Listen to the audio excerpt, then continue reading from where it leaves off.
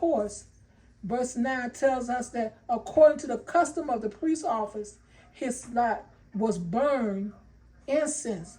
And when he went into the temple of the Lord, Zacharias, he was doing what he was supposed to do. He was doing what his office was. He was walking in obedience. He was found in his old age still working for God.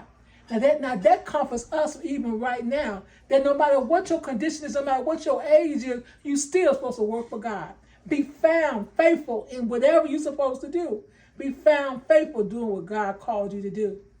And then we go on and we begin to, and what I love about this is that how even in his old age, we go on and we read, I believe it's in Luke the 13th, 1 and 3, and he began to comfort us and let us know that even the prayers that you prayed, that God has not forgotten those prayers. They may have been 20 years ago, but those prayers are still up there. And God still is going to answer your prayers according to his timing. And it tells us in the 13th verse, and the angel said unto him, fear not, Zacharias, for thy prayer is heard, and thy wife Elizabeth shall bear thee a son, and thou shalt call his name John.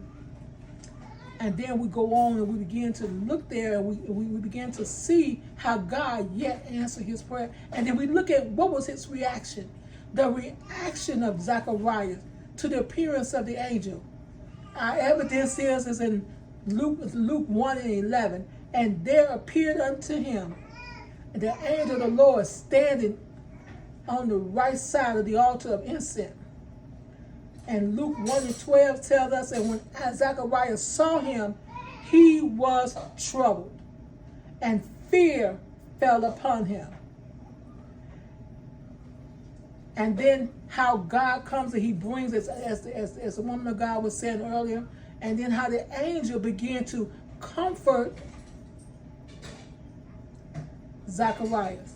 He began to comfort him in word, and I believe it was the 13th. He said, but he told him to fear not. Don't be fearful. Don't be scared. He began to talk to him. He said, and he began to comfort him. And not only did he comfort him, but he wanted to let him know who it was, where he come from. He began to talk to him. And then he began to tell him, he began to say in this verse, he said that thou shalt have a son, and his name shall be John. And then he said, and then what we see here is he began to say that don't fear, no more sorrow, no more disappointment, no shame. Don't be afraid. Don't be concerned with what other people's their response going to be to the birth. How do we know that? Because he says in Luke 1 and 14, he says, and thou shalt have joy and gladness, and many shall rejoice at his birth. And there's no need to be fearful. There's no need to be disappointed. There's no need to walk in shame or embarrassment. The people are going to rejoice. And God, and when the prophetic word comes forth, God's going to bring it forth. If God said it, it's getting ready to happen.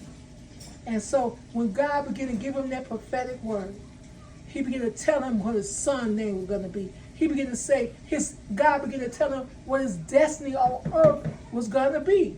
And the evidence is in verse 1 and 15.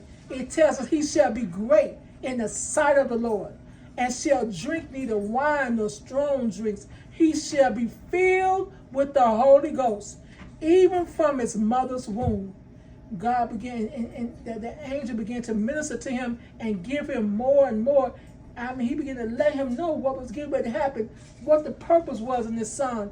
Luke 1 and 16 says, and many of the children of Israel shall be turned to the Lord their God. And verse 1 and 17 is also our evidence. And it says, and he shall go before him in the spirit and the power of Elijah, to turn the hearts of the father to the children, and the obedience of wisdom of the just, to make ready a people prepared for the Lord.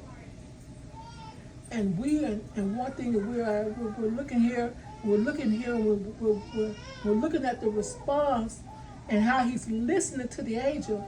But then let's look at how does he respond. Zacharias, after hearing all of that, knowing this is from God, then he then says to the angel, he says, whereby shall I know this? For I am an old man, and my wife is well stricken in years. I hear doubt. I don't know about you, but I hear a little doubt. After God spoken to him, saying to him, your prayer has been answered. Now listen. Now he's like, okay, now I need to know more. But then verse 19 then begin to say to him, and the angel began to answer and say unto him, I am Gabriel. Because now you need some evidence that this is God. I am Gabriel, and stand in the presence of God, and am sent to speak unto thee, to show thee these glad tidings. Now his penalty for not believing was found in verse 1 and 20.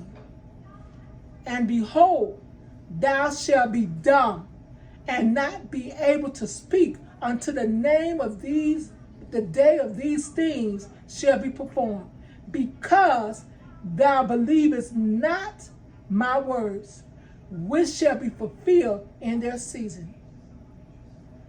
God shall be glorified in this, even in his doubt. God's still going to be glorified.